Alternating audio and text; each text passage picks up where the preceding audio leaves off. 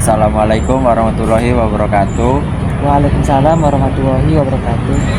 Di sini kita akan melakukan terapi. Mungkin sebelum kita memulainya, alangkah baiknya kita berdoa dulu menurut agama dan kepercayaan kita. Berdoa dimulai.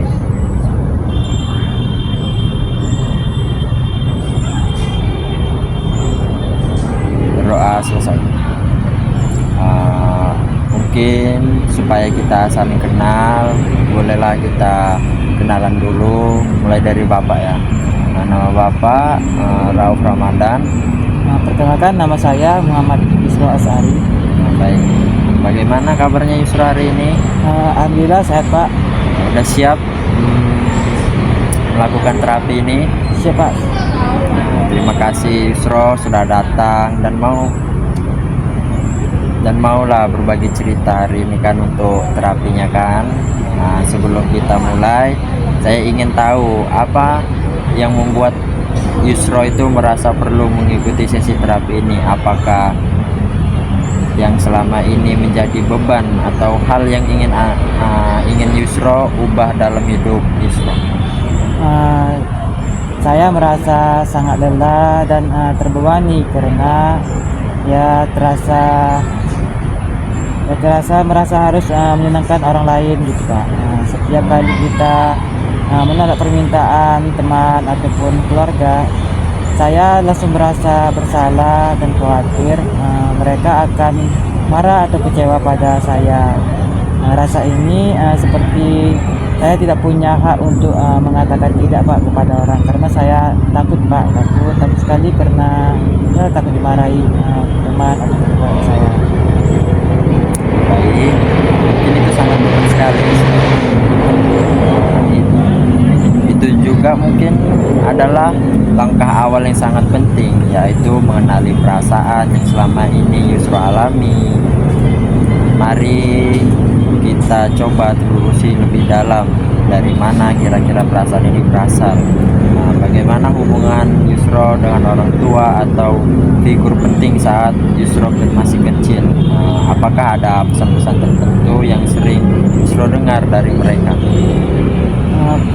Pesan yang sering dengar dari keluarga lah, Pak, ya, terutama ibu itu, kata ibu itu, ibu sering mengatakan anak baik itu harus nurut dan jangan bikin masalah. Nah, saya tumbuh dengan merasa kalau saya harus selalu mengalah agar tidak dimarahi atau tidak membuat suasana tidak dimarahi atau menjadi tidak nyaman di rumah. Jadi saya belajar untuk menekankan keinginan dan perasaan saya demi menjaga kedamaian. Dari cerita Yusro itu saya menerapkan ada sebuah pola atau skrip yang mungkin bisa kita sebut sebagai aku harus selalu menyenangkan orang lain agar aku diterima dan dicintai. Apakah Yusro merasa bahwa keyakinan ini sudah menjadi bagian dari cara Yusro menjalani hidup sehari-hari? Ya, Pak, itu benar sekali. Bahkan ketika saya merasa sangat lelah atau tidak nyaman, saya tetap memaksakan diri untuk membantu dan menyenangkan orang lain karena takut ditolak atau dianggap buruk gitu, Pak, dari teman-teman saya. Inilah yang kita sebut sebagai skenario hidup, yaitu pola keyakinan dan perilaku yang terbentuk sejak kecil. Sebagaimana cara untuk mempertahankan dan merasa aman. Namun skenario ini terkadang menjadi jebakan yang menghalangi Yusro. Namun skenario ini terkadang menjadi jebakan yang menghalangi Yusro untuk hidup dengan bebas dan bahagia. Penting untuk dipahami bahwa ini bukan kesalahan Yusro, melainkan hasil dari keputusan kecil yang dibuat oleh diri Yusro yang masih anak-anak untuk bertahan dalam lingkungan saat itu.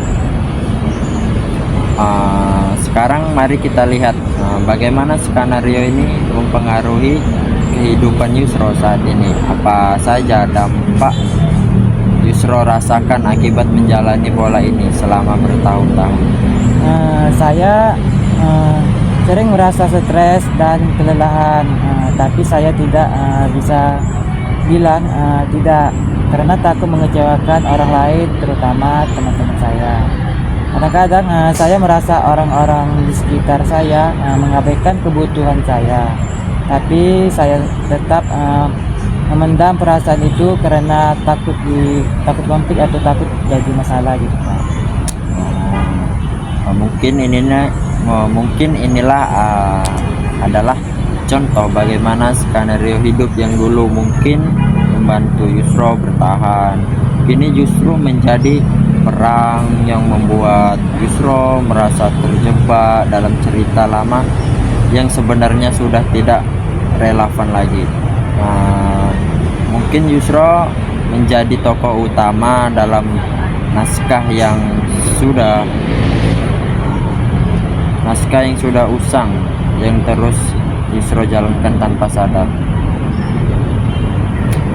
Dalam terapi analisis transaksional ini kita memiliki metode untuk membuat kontrak baru yang akan membantu Yusro menulis ulang skenario hidup tersebut.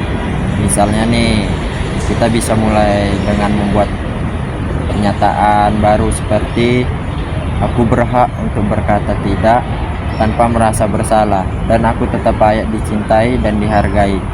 Bagaimana perasaan Anda terhadap kalimat tersebut? Saya merasa itu sangat membebaskan, dan saya ingin sekali bisa menjalani hidup dengan cara itu. Saya ingin belajar mencintai diri sendiri dan menghargai kebutuhan saya tanpa rasa bersalah gitu. Baik, mungkin itu adalah langkah yang sangat baik ya kan untuk Yusro, dan langkah itu juga sangat positif lah untuk kedepannya nanti kan. Selanjutnya kita akan latihan untuk memperkuat batasan diri dan membangun afirmasi positif yang sehat. Mungkin proses ini emang tidak instan, tapi dengan kesabaran dan konsistensi Yusro dapat mengubah pola hidup dan skenario lama cerita baru yang lebih memberdayakan dan menyenangkan. Dari sesi praktik tadi kita dapat melihat bagaimana seseorang bisa hidup dalam skenario yang sudah tertulis sejak masa kecil, yang membentuk pola pikir dan perilaku yang berulang. Namun dengan kesadaran yang dibimbing oleh terapis, skenario tersebut dikenali, dipahami, dan terpenting ditulis ulang supaya ingat ya kan.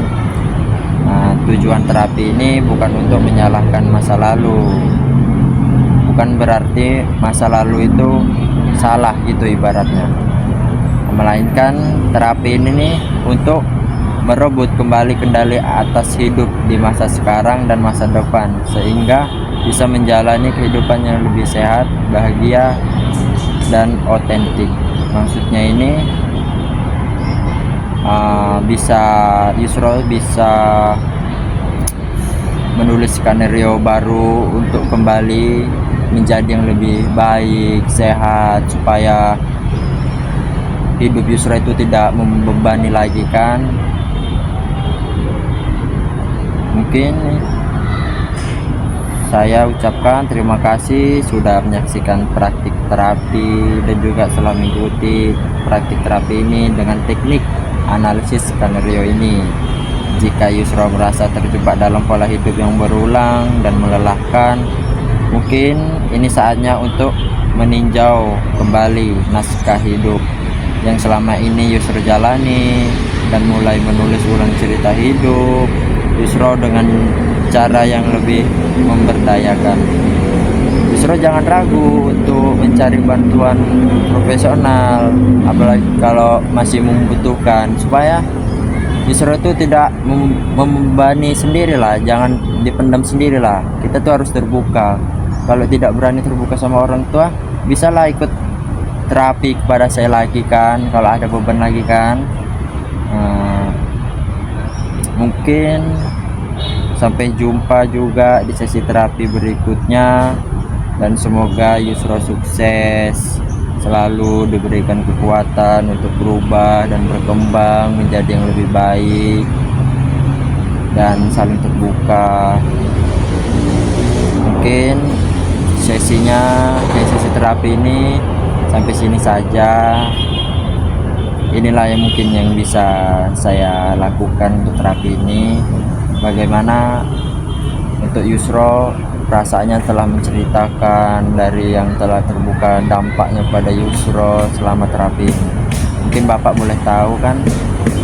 Ya Pak, sebelumnya saya mengucapkan banyak terima kasih kepada Bapak Rauf Ramadan yang telah bisa menyelesaikan atau memberikan solusinya terhadap permasalahannya saya, karena permasalahannya saya itu ya tidak berani mengatakan tidak kepada orang lain ataupun teman-teman, karena saya takut ya terjadi di dalam rumah ataupun di sekitar lingkungan, saya takut ditolak keberadaan saya itu Pak.